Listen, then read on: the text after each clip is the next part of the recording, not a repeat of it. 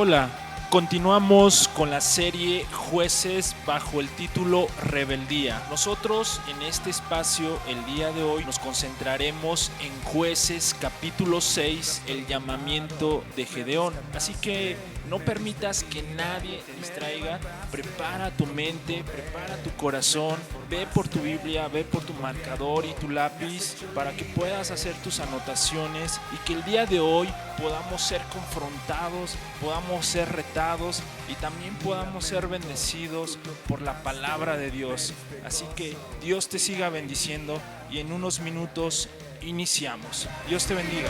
Por tu salvación, agradecido por tu libertad, por eso canto, por eso danzo, agradecido por tu gran amor, agradecido por tu salvación, agradecido por tu libertad, por eso canto, por eso danzo.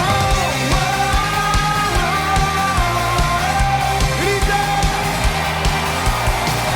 Mi lamento tú lo quitaste, me diste gozo y alegría, no callaré, celebraré, agradecido canto esta canción, agradecido por tu gran amor, agradecido por tu salvación, agradecido por tu libertad, por eso canto, por eso danzo, agradecido por tu gran amor, agradecido por tu salvación, agradecido por tu libertad, por eso canto. Ahora ustedes conmigo.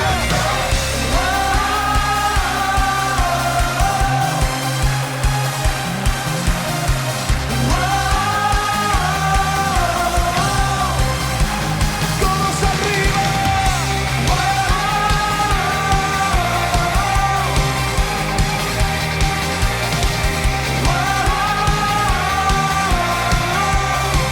Alguien puede saltar.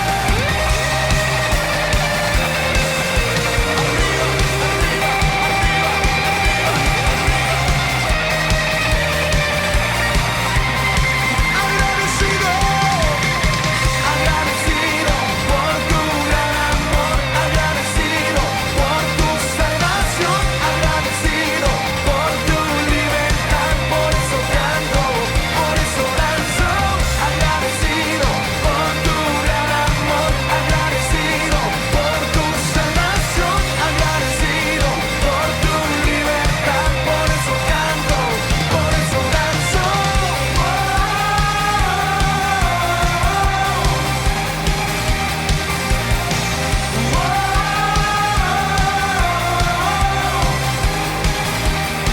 Agradecido.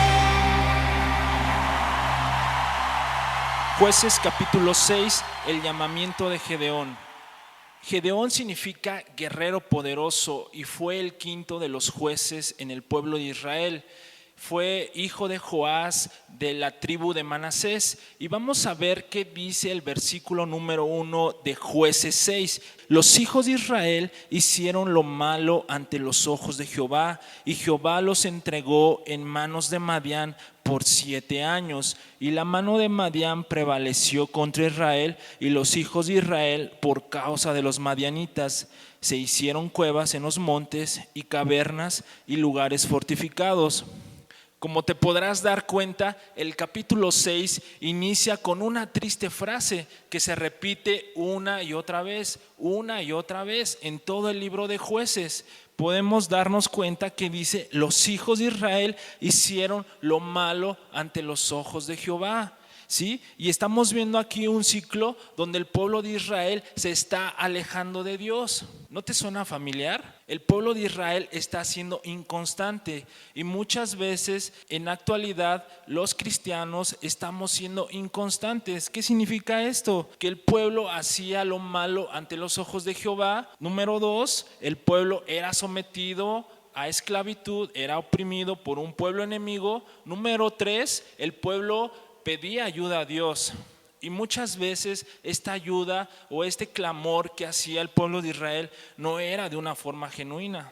Dios les ayudaba y tan pronto Dios les ayudaba, ellos se olvidaban de Dios. Y es un ciclo que se repite una y otra vez. Entonces podemos darnos cuenta que en cada ocasión en la que el pueblo de Israel solicitaba ayuda a Dios, Dios les ayudaba. Es decir, el pueblo clamaba a Dios, Dios los escuchaba y Dios levantaba un libertador que pudiera traer paz y descanso a Israel. Y este libertador, mientras estaba vivo, Israel se encontraba en paz. Pero tan pronto moría este libertador, Israel volvía a hacer lo malo ante los ojos de Jehová. Y vemos nuevamente que el ciclo se vuelve a repetir. Es interesante, mis hermanos, ver cómo Dios va a utilizar un pueblo para que el pueblo de Israel pueda abrir los ojos y pueda acercarse de nuevo a Dios. Y este pueblo se llama Madián.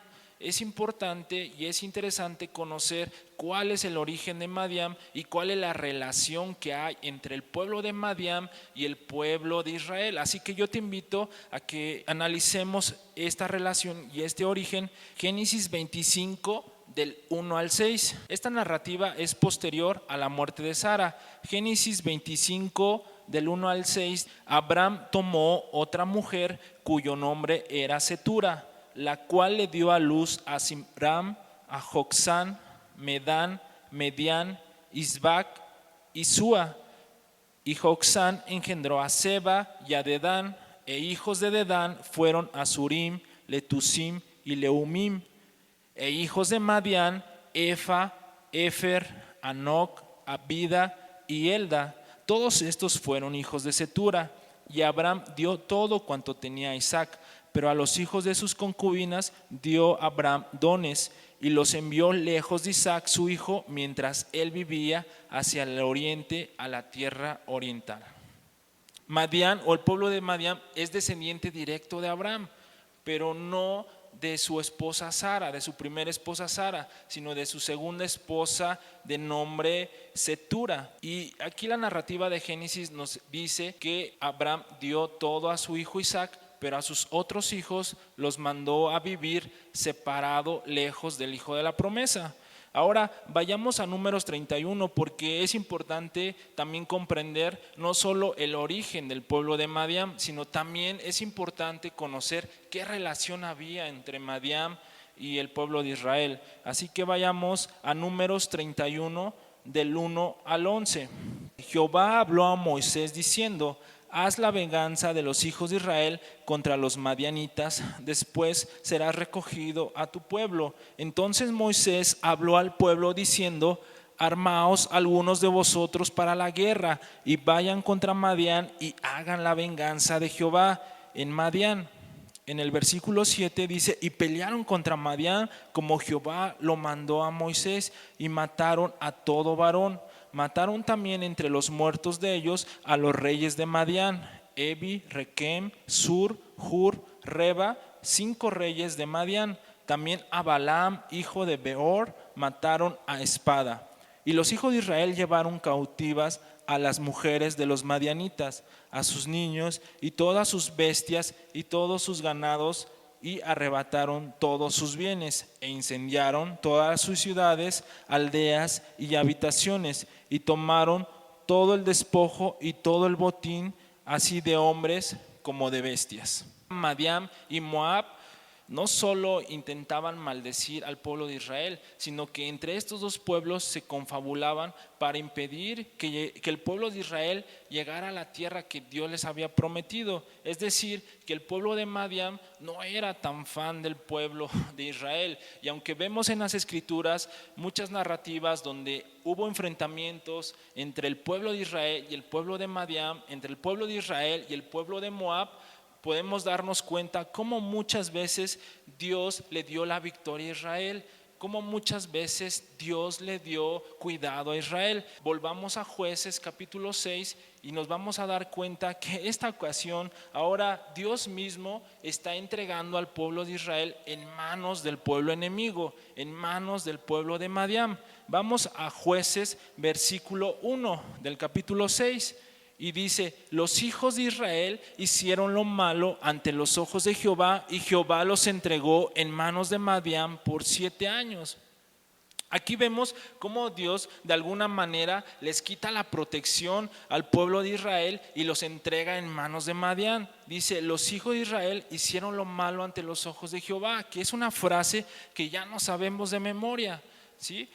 Y Jehová los entregó en manos de Madián, ¿por cuánto tiempo? Por 7 años. Esta es una intervención disciplinaria de parte de Dios, es decir, que no es que Madián fuera más poderoso o más fuerte que el pueblo de Israel, sino que Israel, al sumergirse en su pecado y en su desobediencia, Dios permite que Madián pueda prevalecer contra Israel.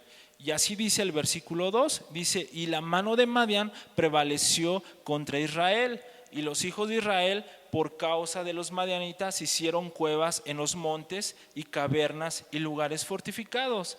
Ahora el pecado y la desobediencia del pueblo de Israel hace que Dios los entregue en manos del pueblo de Madián, y Madián prevalece contra Israel. Pero dice que los hijos de Israel empezaron a buscar y a esconderse en cuevas, en los montes y en cavernas y en lugares fortificados. Es decir, que el pueblo de Israel dejó de vivir bien a vivir de una forma miserable. Empezaron a esconderse en cuevas, en cavernas y en lugares fortificados. Los lugares fortificados no son lugares que el pueblo de Israel haya construido, son lugares que están formados por la naturaleza y que los israelitas están ocupando para esconderse. Hasta este punto podemos darnos cuenta que Israel no se está defendiendo, ni siquiera hace el intento por defenderse. Entonces nos estamos dando cuenta que el pueblo de Israel lo único que está buscando es huir, irse a las montañas, a un terreno que era difícil de entrar. Justo, mi hermano, es lo que pasa en la actualidad. Cuando desobedecemos a Dios, estamos viviendo justo donde nunca imaginamos vivir, porque no fue el lugar que diseñó Dios para ti. Estamos intentando huir, estamos intentando escapar y le damos fortaleza al enemigo, porque cuando tú desobedeces a Dios, le estás dando fortaleza al enemigo y te estás debilitando tú. La desobediencia es causa de nuestro pecado, y el pecado nos trae miseria, nos trae vergüenza, nos hace que vivamos a ese grado de estar huyendo de Dios y de todos. Quizás hoy tu cueva pueda ser el alcohol, quizás hoy tu cueva pueda ser la pornografía, las drogas, las adicciones. Tú, joven que me escuchas, quizás tu cueva pueda ser la deshonra a tus padres, la deshonra a tus líderes. La pregunta sería aquí, ¿cuál es tu cueva? ¿Cuál es tu caverna? Recordemos que Adán y Eva, cuando pecaron, tuvieron vergüenza. Y el pecado causa vergüenza a tal grado que sales huyendo, y lo único que quería hacer Adán y Eva es esconderse. Lo mismo estaba pasando con el pueblo de Israel. Vamos al versículo 3 y dice, pues sucedía que cuando Israel había sembrado, subían los madianitas y amalecitas y los hijos del oriente contra ellos, subían y los atacaban. El pueblo de Israel sembraba, pero no recogía cosechas. Dice aquí que sucedía que cuando Israel había sembrado, ¿qué pasaba? Los madianitas y los amalecitas subían y los atacaban. Entonces había mucho miedo.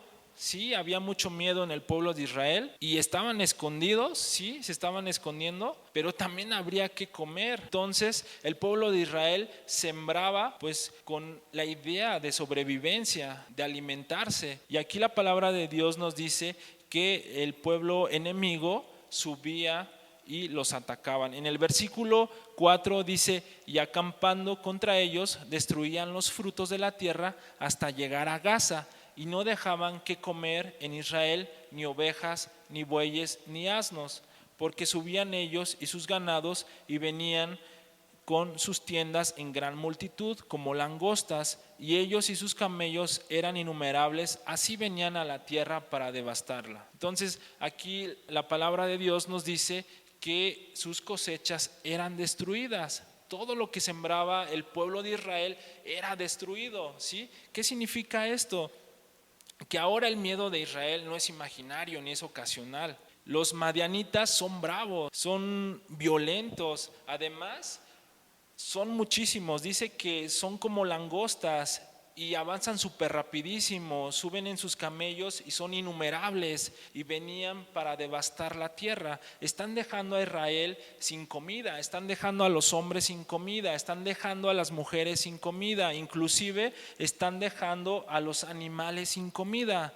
Están dejando a un pueblo totalmente golpeado, a un pueblo de Israel golpeado, sin sustento, sin esperanza, desolado y sumido en una profunda desesperanza. El miedo de Israel y de todos sus moradores es un miedo genuino. Realmente están siendo atacados, pero en lugar de buscar a Dios, en lugar de humillarse a Dios, están buscando solucionar el problema en sus propias fuerzas y llevan así ya 7 años. ¿Te suena parecido, mi hermano? ¿No te suena parecido que en muchas ocasiones tú y yo estamos en un problema y nuestro ego y nuestro orgullo es más grande? Y en lugar de buscar ayuda, en lugar de buscar a Dios, estamos tratando de solucionar el problema por nuestras propias fuerzas y estamos huyendo y nos estamos escondiendo en cuevas y no estamos viendo el fruto de nuestro trabajo. Es lo que está pasando aquí. Estamos viendo que el pueblo de Israel está sembrando, pero no está cosechando, ¿sí? Y muchas veces tú y yo nos esforzamos, salimos de casa a trabajar para proveer alimento a nuestra casa, nos cansamos, nos estresamos, nos fatigamos, y cuando es el tiempo de recibir la cosecha de nuestro trabajo y ver ese fruto, no vemos nada. Pareciera que algo pasó, que alguien se lo robó o que alguien lo destruyó, porque no podemos estar sembrando ni podemos estar haciendo huertos en lugares donde estamos huyendo de Dios, porque nuestro fruto no radica en la desobediencia y en la deshonra a Dios. Necesitamos depender de Dios totalmente para ser bendecidos. Y es bien interesante, mis hermanos, ver que al final del versículo 5 dice que venían a la tierra para devastarla. El pueblo enemigo traía un propósito bien definido, no solo venía a robar, sino venía a devastar, venía a destruir. Y debemos de tener mucho cuidado porque el enemigo no tendrá compasión con nosotros. Su intención no es solamente robar, sino también es destruir.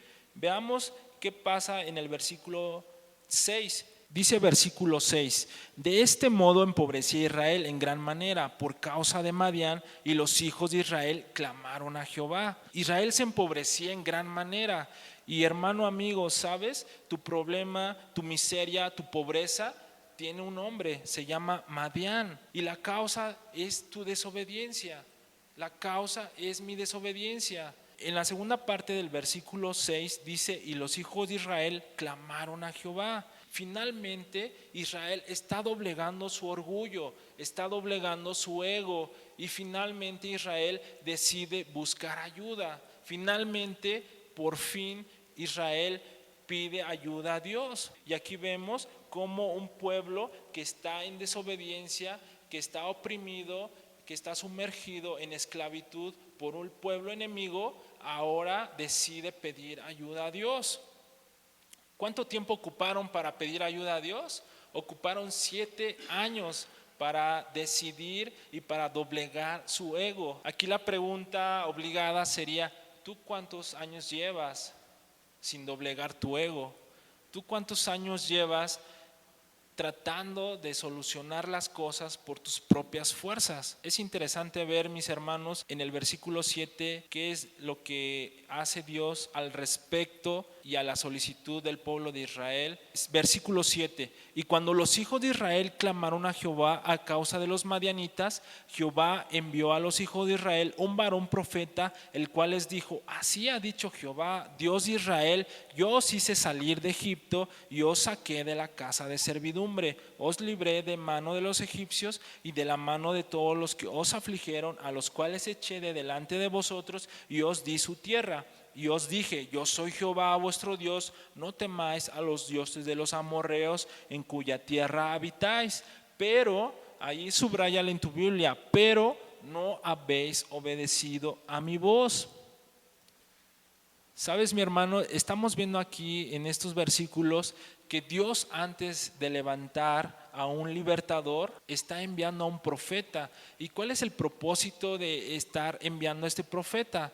El propósito de estar enviando a este profeta es para recordarles cuál es la causa y cuál es la razón por la que ellos están escondiéndose y por qué no están viendo el fruto de su trabajo, el fruto de sus manos. Y vemos en el versículo 8 que dice: Jehová envió a los hijos de Israel un varón profeta. No sabemos el nombre de este varón profeta, pero lo que sí sabemos es cuál fue el mensaje. Y básicamente el profeta le está diciendo al pueblo de Israel: Dios ha sido bueno con ustedes, Dios los ha bendecido, Dios los sacó del pueblo de Egipto, Dios los sacó de casa de servidumbre, los ha librado de los egipcios, los ha librado de la mano que los estaba afligiendo, pero no habéis obedecido, ¿sí? El profeta está siendo directo, está yendo al grano, no se va por rodeos y les está diciendo: pero ustedes fueron desobedientes, ustedes son desobedientes, ¿sí? Y muchas veces Dios nos habla y nos confronta de forma directa y nos está diciendo, antes de ayudarnos, antes de tomar cartas en el asunto hacia nuestra solicitud de petición de ayuda, nos está hablando por medio de su palabra todos los días, por medio de las prédicas en la iglesia. Dios nos está hablando y nos está confrontando y nos está diciendo que somos desobedientes. Y tenemos todo para ser bendecidos, hermanos. Pero yo creo que la escena del pueblo de Israel en aquella época y la escena en la actualidad es muy similar. El problema de nosotros es que somos ingratos y nos olvidamos rápidamente de lo que Dios ha hecho con nosotros. ¿Te has olvidado de lo que Dios ha hecho en tu vida? Aquella ocasión en la que te sanó, aquella ocasión en la que te sacó de un problema fuerte, de aquella ocasión en la que estabas viviendo de forma miserable y Dios te sacó de esa basura. Y ahora nosotros nos estamos olvidando de lo que Dios está haciendo con nosotros. Vayamos al versículo 11 y dice: y vino el ángel de Jehová y se sentó debajo de la encina que está en Ofra, la cual era de Joás Abieserita, y su hijo Gedeón estaba sacudiendo el trigo en el lagar para esconderlo de los madianitas. Y el ángel de Jehová se le apareció y le dijo: Jehová está contigo, varón esforzado y valiente. Dios está tomando cartas en el asunto, ¿sí? Israel ya clamó, ahora Dios está por comenzar a liberar a su pueblo. Pero ahora aquí la pregunta sería: ¿a quién escoge del pueblo de Israel para liberar a su pueblo? Si todos están escondidos, ¿a quién escogemos del pueblo de Israel si todos tienen miedo? Todos están escondidos en cuevas. Pero vemos en el versículo 11 que dice: y vino el ángel de Jehová. Aquí estamos viendo una teofanía. ¿Qué significa una teofanía? Es decir, una aparición del mismo Dios en forma corporal. Esto es antes de la encarnación en Belén, ¿sí? Y es curioso ver cómo Jesús, siendo nuestro libertador, está buscando un libertador.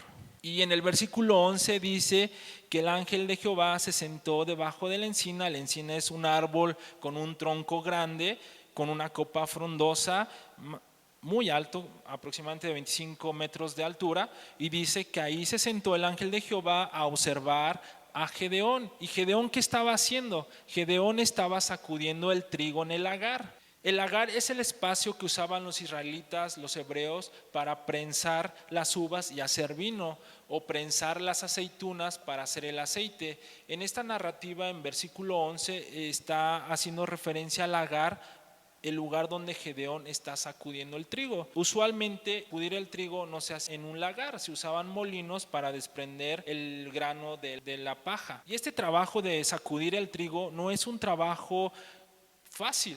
Es un trabajo difícil, conlleva esfuerzo físico. A eso súmale que tienes que esconderte y que no tienes que hacer ruido y que estás temeroso. Básicamente estamos viendo aquí a un Gedeón que está sacando, número 1, sacando el trigo. Número 2, en cuanto termine, me escondo en mi cueva. Pero sabes, mi hermano, lo más interesante de aquí está en el versículo número 12.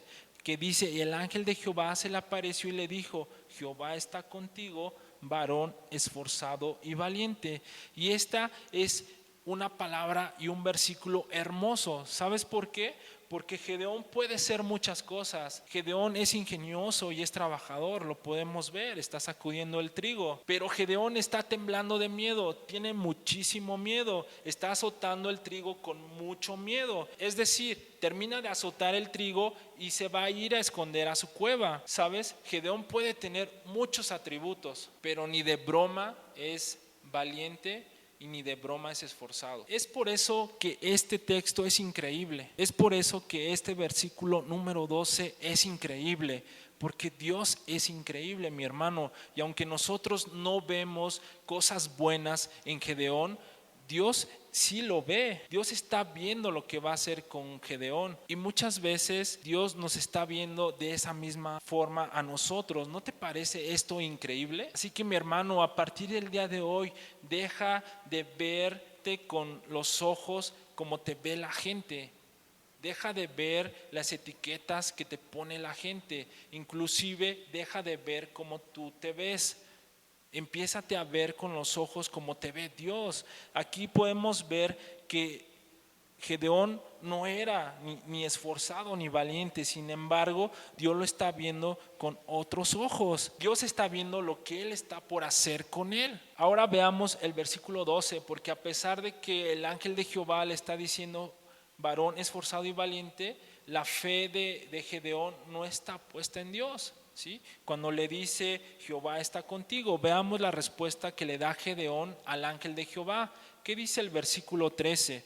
Y Gedeón le respondió: Señor mío, si Jehová está con nosotros, ¿por qué nos ha sobrevenido todo esto? ¿Y dónde están todas sus maravillas que nuestros padres nos han contado, diciendo: ¿no nos sacó Jehová de Egipto? Y ahora Jehová nos ha desamparado y nos ha entregado en manos de los madianitas. Ubica un poco la situación descrita en este texto. Gedeón, para empezar, no se ha dado cuenta con quién está hablando. Aquí podemos ver en el versículo 13 que la palabra Señor que se ocupa está en minúscula y se está refiriendo a la palabra original en hebreo Adón, que significa amo, Señor, que era empleado también de una forma para dirigirse a las personas mayores o adultas con respeto, ¿sí? Entonces aquí Gedeón está pensando que está hablando con una persona adulta de respeto. Aquí es importante que analicemos lo que está pasando. Gedeón no está reconociendo su desobediencia, incluso pregunta: ¿por qué nos ha sobrevenido todo esto? ¿No te suena muy parecido? ¿No te suena muy familiar? Que muchas veces nos hacemos víctimas o nos hacemos los desentendidos con las personas que no nos conocen. Muchas veces estamos pasando por esto mismo. Estamos pasando por una circunstancia que sabemos bien que fue causa de nuestra desobediencia. Sin embargo, nos hacemos los desentendidos y estamos diciendo: ¿por qué nos está pasando esto? Ahora pongámonos un poquito en los zapatos de Gedeón. ¿Cuántos de nosotros no hemos pasado por situaciones difíciles, por momentos difíciles, por circunstancias adversas y nos decimos: ¿dónde está Dios? ¿Dónde está Dios? No sé si te ha pasado y de repente llega algún hermano, el pastor o los líderes de la iglesia, y te dicen: Dios está contigo, ánimo, Dios está contigo. Y tú te preguntas: ¿neta? ¿Es verdad? ¿Dios está conmigo? ¿En dónde? ¿Por qué no lo veo? Si está conmigo, ¿por qué me está pasando todo esto? ¿Por qué me abandona? Y honestamente, muchas veces los malos momentos y las malas decisiones que estamos tomando, estamos pensando que Dios se está alejando de nosotros, cuando es todo lo contrario. Nosotros nos estamos alejando de Dios, y justamente era lo que le estaba pasando a Gedeón. Gedeón le está diciendo: ¿por qué Jehová nos ha abandonado? ¿Por qué Dios nos abandonó? Gedeón está diciendo que Dios fue el que se alejó del pueblo de Israel, y eso pasa en la actualidad. Decimos que Dios se está alejando de nosotros. Vamos a ver qué dice el versículo 25, y dice: aconteció que la misma noche le dijo Jehová: toma un toro del hato de tu padre, el segundo toro de 7 años, y derriba el altar de Baal que tu padre tiene, y corta también la imagen de acera que está junto a él.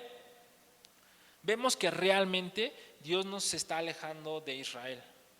Dios no está alejándose del pueblo de Israel, es el pueblo de Israel que se alejó de Dios. Y vemos aquí claramente que el pueblo de Israel está sumergido en la idolatría. Y mirando Jehová le dijo: ve con esta tu fuerza y salvarás a Israel de la mano de los madianitas. ¿No te envío yo? Haciendo un análisis, ¿qué fuerza había tenido Gedeón? ¿A cuántos madianitas había derrotado hasta ese momento? Quizás si el ángel de Jehová le hubiera dicho: ve con tu miedo, pues hubiera sido diferente, hasta ventaja llevaría, ¿verdad? Pero no, le está diciendo: ve con esta tu fuerza, ¿sí?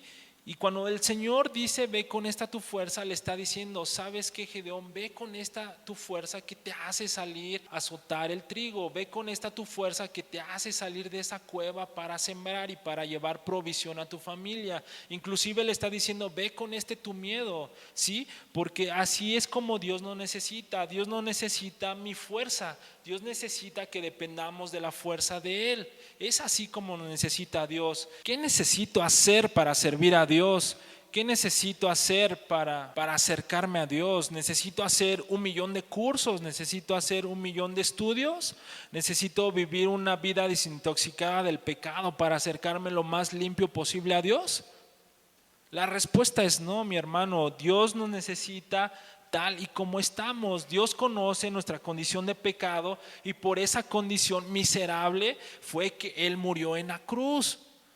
Por esa condición Él murió en la cruz, por ti y por mí. No se trata que seas la mejor versión de ti mismo para servir y ser instrumento de Dios. Se trata que reconozcas que eres lo peor y que necesitas a Dios en tu vida. Es por eso que Dios está dándole un mensaje y una instrucción a Gedeón, no porque sea el mejor, sino porque Él está diciendo lo que Él va a hacer con él. Le está diciendo: ve con esta tu fuerza. Dios no necesita tu fuerza, no necesita mi fuerza, necesita que tú y que yo dependamos de la fuerza de Él. Versículo 15: entonces respondió: Señor mío, ¿con qué salvaré yo a Israel? He aquí que mi familia es pobre en Manasés y yo el menor en la casa de mi padre.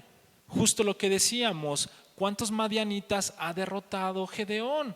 Aquí vemos a Gedeón que tenía una pobre imagen de él mismo. ¿Y no te suena familiar esta respuesta que le da Gedeón o este pretexto que le da Gedeón al ángel de Jehová? ¿Cuántos de nosotros hemos puesto como excusa nuestras limitaciones? Es que no tengo dinero. Es que no tengo recursos. Es que no tengo tiempo. Es que de pequeño sufrí mucho. Estás poniendo tus limitaciones para justificar tu vida mediocre. Gedeón no se siente el supercristiano servidor de excelencia. Solamente le está diciendo: he aquí, mi familia es pobre en Manasés y yo el menor en la casa de mi padre. ¿Sabes? Así es como te necesita Dios, mi hermano.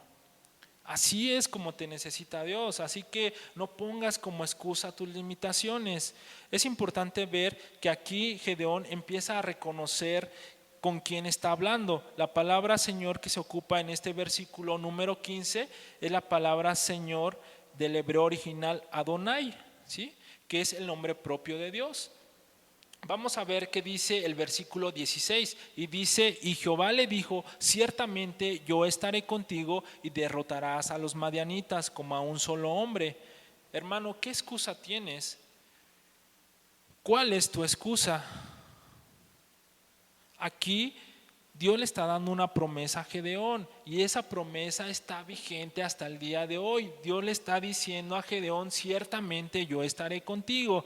Le está diciendo que Él va a estar con él en todo momento. Entonces, mi hermano, tú tienes que estar seguro que Dios esté contigo.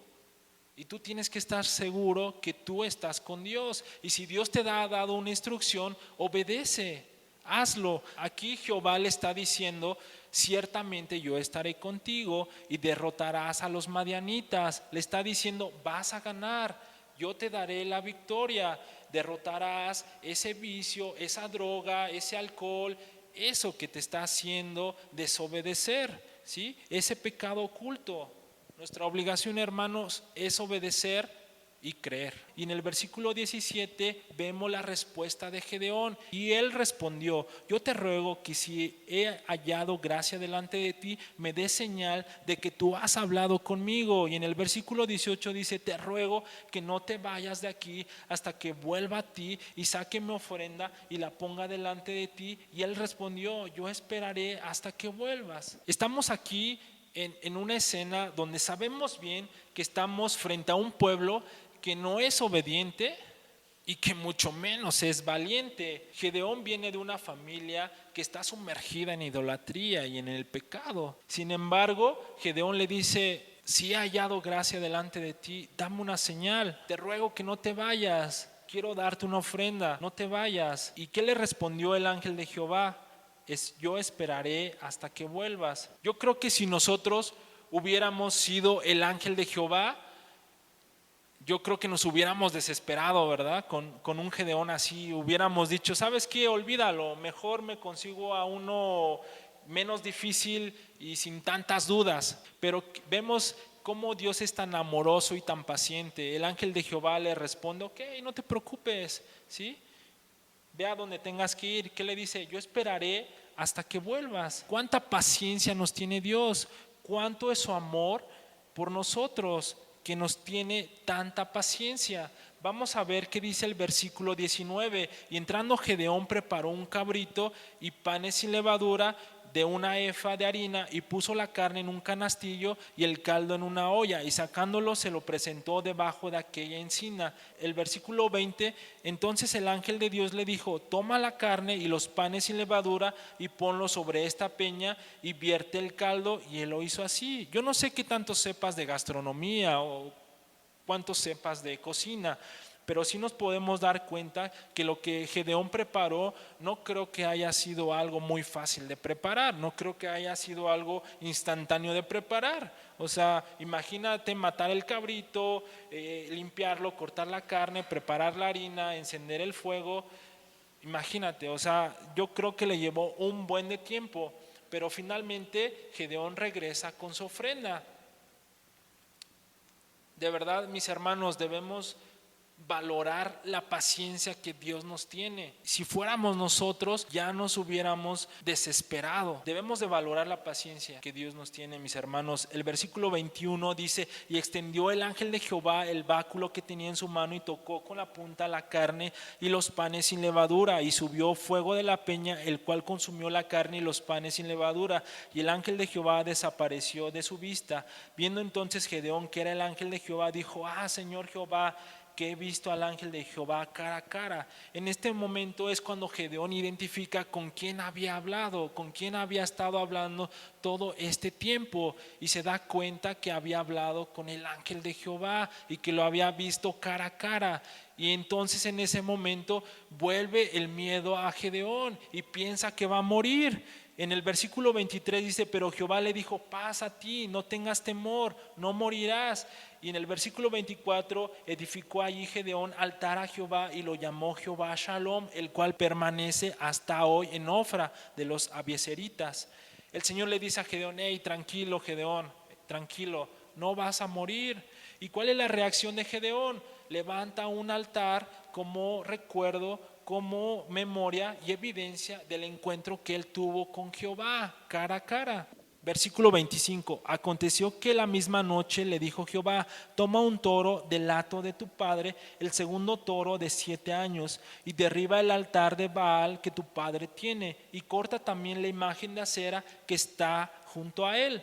Acompáñame rápidamente a Deuteronomio 7 del 1 al 5 para comprender un poquito más cuál había sido la instrucción que Jehová le había dado a su pueblo de Israel tiempo anterior.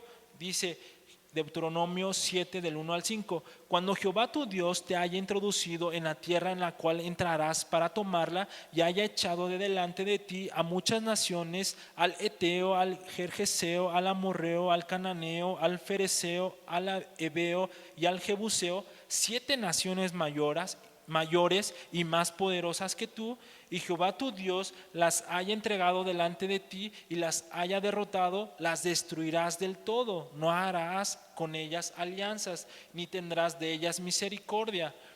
y no emparentarás con ellas, y no darás tu hija a su hijo, ni tomarás a su hija para tu hijo, porque desviará a tu hijo de en pos de mí, y servirán a dioses ajenos, y en el furor de Jehová se encenderá sobre vosotros y te destruirá pronto. Mas así habéis de hacer con ellos: sus altares destruiréis y quebraréis sus estatuas, y destruiréis sus imágenes de acera y quemaréis sus esculturas en el fuego.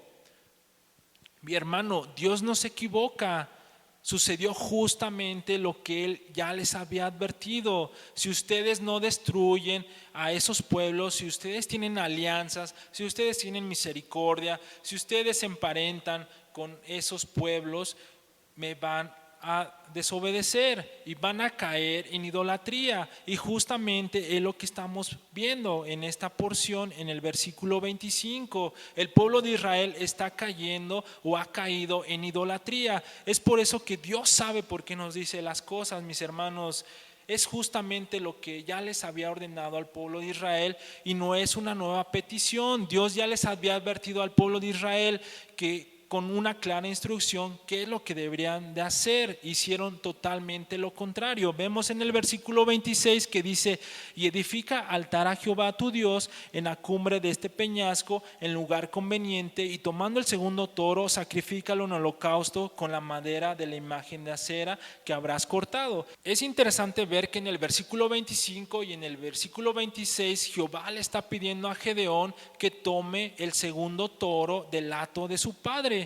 ¿Por qué no le está pidiendo el primer toro? Porque es importante entender que Dios siempre pedía como sacrificio el primogénito y sin defecto, pero en esta ocasión le está pidiendo Jehová a Gedeón el segundo animal. ¿Por qué? ¿Por qué le está pidiendo el segundo animal? Porque Dios no pretendía que ese toro fuera una ofrenda para él, sino al contrario, les está dando un claro mensaje al pueblo de Israel que la adoración genuina a Dios debe ser sin defecto y sin mancha.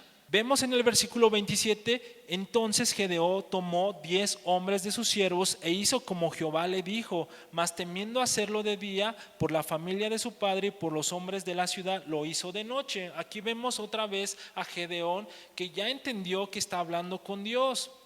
Sin embargo, sigue teniendo dudas sobre las instrucciones que Dios le está dando.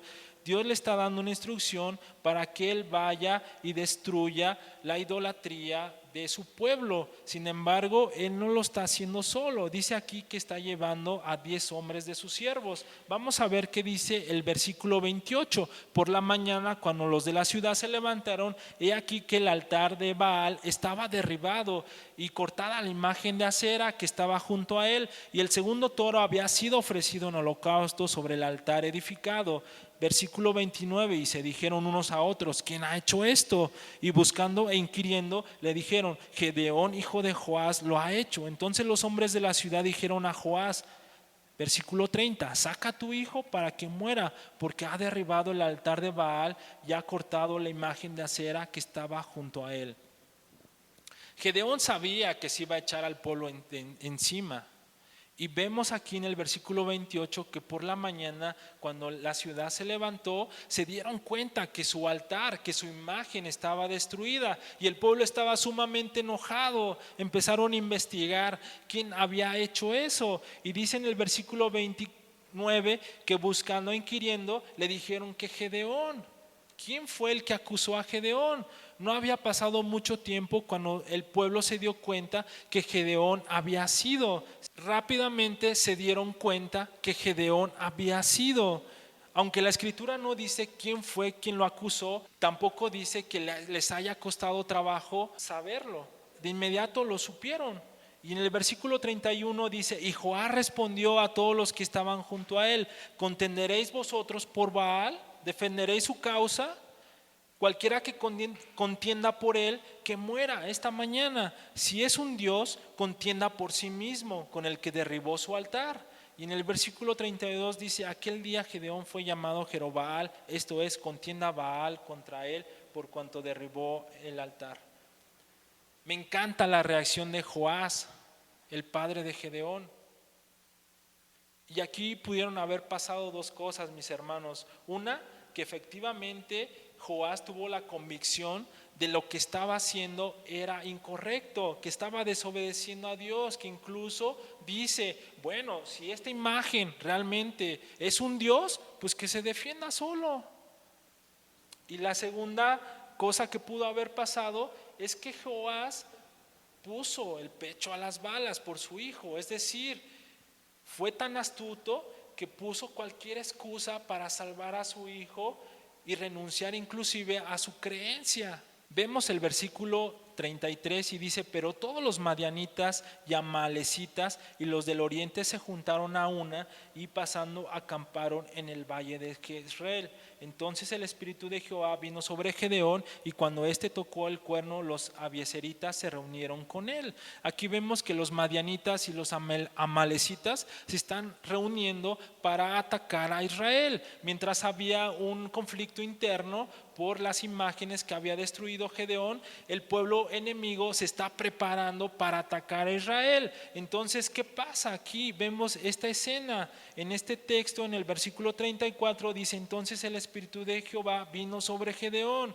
Entonces su acción de Gedeón trajo una respuesta inesperada en el pueblo de Israel. Gedeón, ¿qué hizo? Dice que tocó el cuerno, ¿sí? Y entonces el pueblo de Israel dejó de estar ocupado en un conflicto interno y se unieron todos motivados por el espíritu de Jehová que vino sobre Gedeón. No fue que Gedeón fuera el superlíder y que estuviera motivando a todos para que se unieran a pelear contra los madianitas. No, al contrario, en ese momento querían matar a Gedeón porque había destruido las imágenes.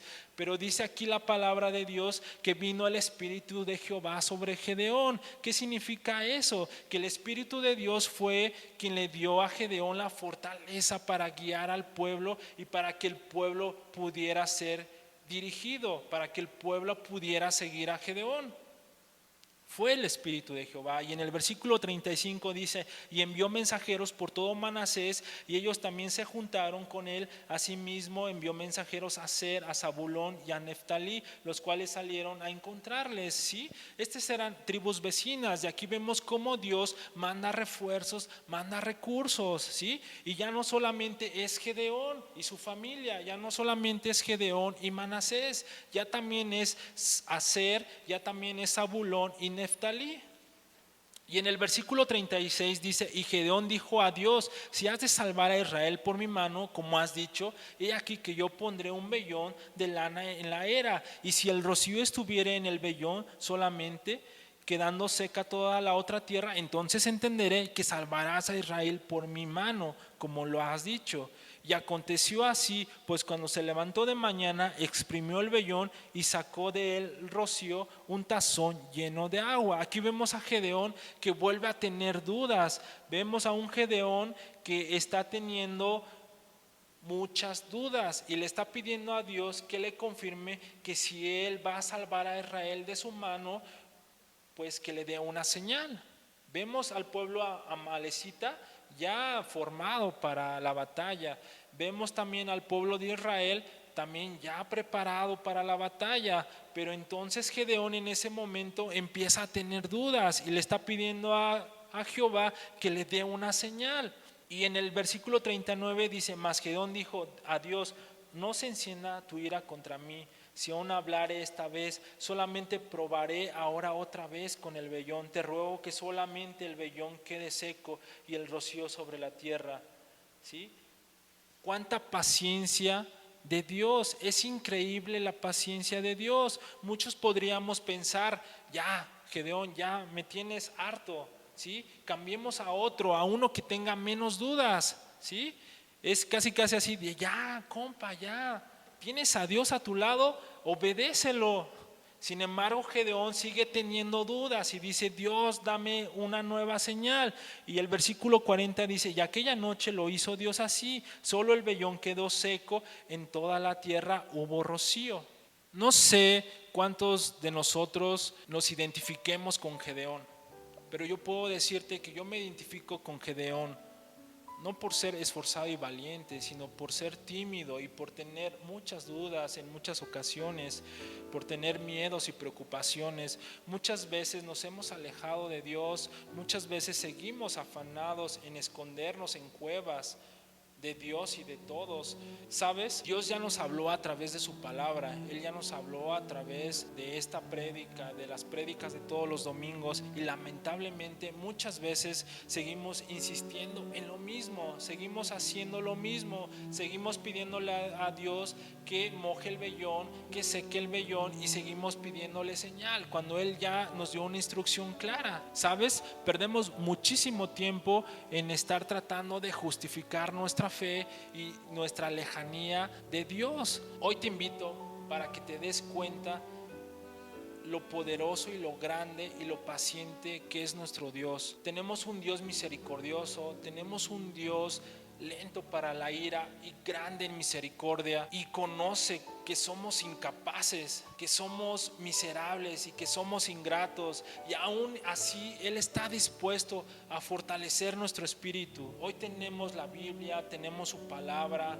podemos escuchar su voz. Que si hoy te identificas como Gedeón, no por ser valiente, sino porque estás pasando una situación difícil como la que estaba pasando el pueblo de Israel, que estaban escondidos en cuevas, que estaban con mucho temor y con mucho miedo, que no estaban viendo el fruto de su trabajo. Te invito a que el día de hoy le pidas a Dios que te dé fortaleza. No dependas de tus fuerzas, así como le dijo a Gedeón: ve con esta tu fuerza.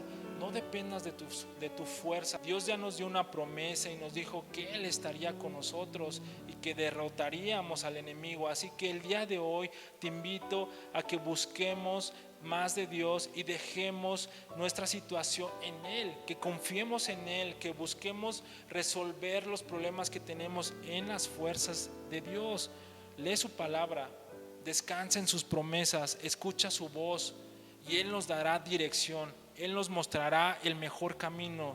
Y ojo, quizás no sea el camino más cómodo, pero sí será el camino más seguro en el que podamos estar. Que Dios te bendiga, que Dios siga bendiciendo tu vida, y nos vemos pronto. Bendiciones. Hermanos, amigos, Dios les bendiga. No se pierdan el siguiente capítulo de nuestra serie Rebeldía.